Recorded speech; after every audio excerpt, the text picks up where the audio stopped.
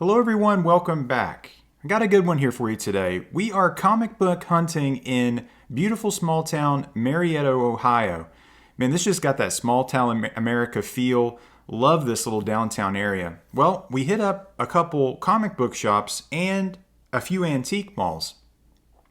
Antique malls are not really something that I go digging for a lot, but I probably should because there was a significant amount of comic books at this antique mall. And many of you guys may be doing a lot of digging at these and may have found some good things. If you don't know, a lot of these antique malls are set up so that there's multiple dealers that have individually priced their own books.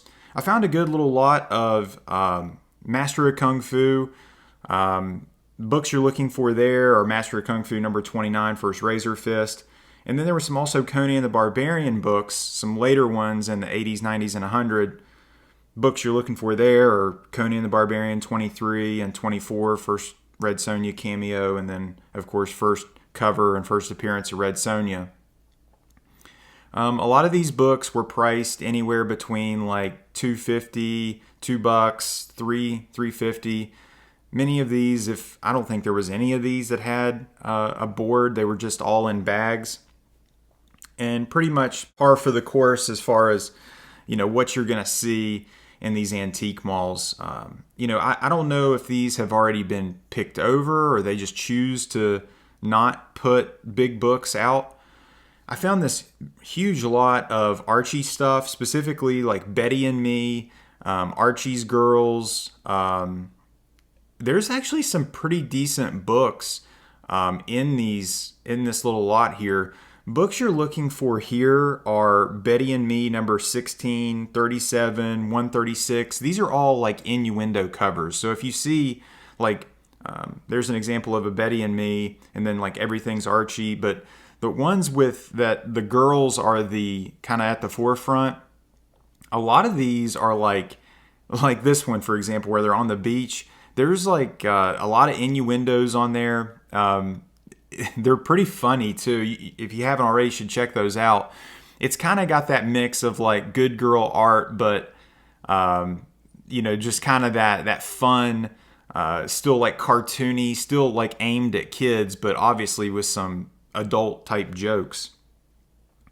I found another lot, and every single one of these I believe was a different dealer because they were like spread out like all over the entire antique mall. And man, it was hot. Your boy Sticky Goose was sweating in there, dude. I was in there working, trying to get you guys some footage. But there were some Lone Ranger books, like those Gold Key era books. There's a Batman book without a cover for $4. Moses and the Ten Commandments was there, and you could get that one for the low price of $25. And there was another Lone Ranger book. Then I stumbled onto this like huge lot of Star Trek books, which we'll get to more of those here in a minute. And I know there's a lot of people that, collect like the Little Dot and the Sad Sack and Blondie and, the Archie books. I'm not really a collector of that stuff, but to be honest with you, I am starting to appreciate like more good girl art, more like those innuendo covers. Those are kind of funny to me. So I guess I'm completely evolving into the final phase of the comic book collector when I start doing that. Star Trek books, man, like there's only like a few of these that are valuable. I know a lot of people collect this run, and this might have been a complete run of this stuff right here. This is when DC took over that run. This is the Marvel book, that one right there, that Marvel Star Trek number 1. That actually has a little bit of value. I think it's like a $5 or $10 book and a high grade. But the rest of these, I mean, you can see the prices, like $6.50, $6 for these. Like, I don't know what this guy or girl was thinking pricing these. Like, I mean, who's buying these books for $6.50? And the other issue is even if you did find a good stack of Star Trek books or whatever the case may be that you wanted, and then you took them up to the counter, there is no haggling because these are not the person that's working at the antique mall's books. And therein lies the problem. I mean, if you go to an antique mall that's like run by the owner and it's his stuff or her stuff, it's, you've got a better shot at getting some deals. But here, I mean, I don't know how many deals there would be here. I mean, there's a $10 book right there. Like, give me a break. And whenever you're antique mall hunting, like, there's no rhyme or reason for where these books are. Like, this one was just like stuffed in to like a bookshelf with like some other books. Like, there's a million like old Bibles in there and little Lulus packed to the brim.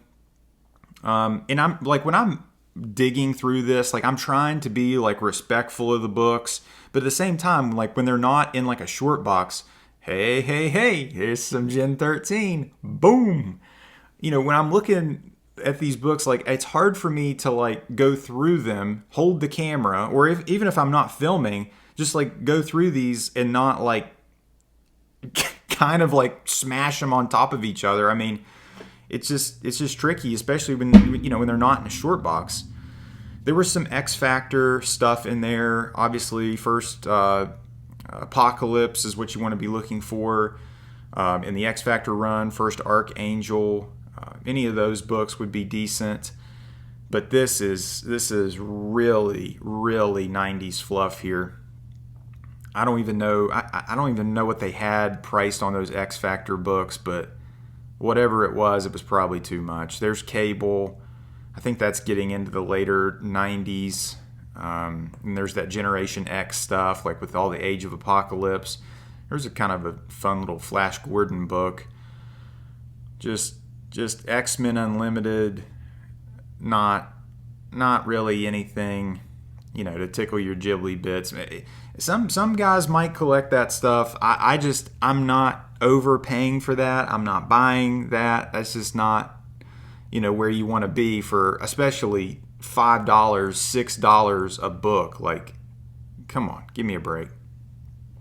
So we leave the antique mall, and I wanted to go to a comic book shop. So when I get there, we're going to this place called Comic Sense. When I get there, there's this massive banner that says retirement sale. And I was like, that's weird. Like, is he retiring from something? Well, he was retiring from comic book shop owning. And guys, it was sad in there. I didn't even film because, to be honest, I was greeted by this gentleman here on your screen, and dude, I got a bad vibe right off the bat. And I mean, he and I should be friends. I mean, like, we're glasses bald brethren, like, but it was a weird vibe.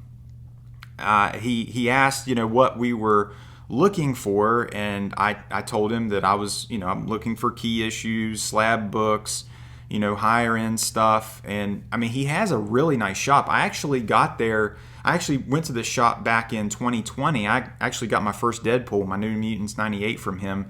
High grade, great price. So I was kind of like, hoping to find some more stuff similar to that. But what I found was just boxes and boxes of dollar books, new books, right off the printing press. And then I found some sideshow statues, which I'd be interested in, specifically this Scarlet Witch premium format piece. I was really interested in that. He had this listed for $600. You can buy this same statue on Sideshow for $600. All right, everybody, so we're back here at the Sticky Goose Man Cave, and we're here empty-handed. So we ended up not getting anything from the antique mall, nothing from Comic Sense, the comic book shop, and then the other comic book shop, I didn't even really bother to film or go in there. I was in there for like 5 minutes. But I just wanted to kind of talk about that Comic Sense shop and just how things went from, you selling first Deadpool, your first New Mutants 98 and seemingly doing okay back in 2020 to 2023, and he's closing up shop. He's shuttering up. And I just wonder how that all played out. The examples of, the sideshow statue, the Scarlet Witch I showed you, I mean, to be selling that statue at $599, $600, and then being able to buy that same statue from Sideshow for $600 free shipping, brand new. I just don't understand the logic behind that. And I could just tell immediately, and that's why I didn't film in there. Like when we walked through the door, he greeted us, and he was pleasant that way. And then I told him kind of what I was interested in, and it stopped all conversation immediately. It sounded like that was a sore subject, where that was just not something he offered and something he provided, and that may have led to what happened to that shop. I mean, new comic books are really the bread and butter for a lot of comic book shops, because you are making money on that if you don't over order, or you have a good client base. But having your shop run exclusively on those new comic books from New Comic Book Day, it's risky business. And especially with the decline of those books, the quality of the art, the quality of the stories, the political agenda that they're just forcing down our throats in every issue seemingly. It's just like, enough is enough. People are getting fed up. They're not feeling like they're getting a return on their investment. They're not getting the quality of the story. They're not, when you're paying that $3.99, that $4.99, are you getting what you're wanting out of it? And then there's the idea of the collectible aspect of it, of if you were pulling something, eventually you're going to get like a key or something that's actually a decent first appearance that may hold value. But none of that's happening. And to completely rely on that New Comic Book Day, you have a person fall off the pull list, another person fall off the pull list for different reasons, don't like the stories, getting tired of it, not feeling like they're getting their money's worth. I mean, all these things start adding up, and then all of a sudden you're closing up shop. That's on Marvel, that's on DC, that's on the big two for not supporting their shops with quality content. He had all the things that I would have thought would have made for a good shop. It was clean, it was well lit, it was very well organized, tidy, everything displayed very well. All these things that I've kind of harped on in previous videos about shop owners not doing, and he did all of those things and it still failed. I saw something where there's round about like 2,000 comic book shops in America, which blows my mind that there's so few, because I go to these different cities and there's always at least like 2 or 3.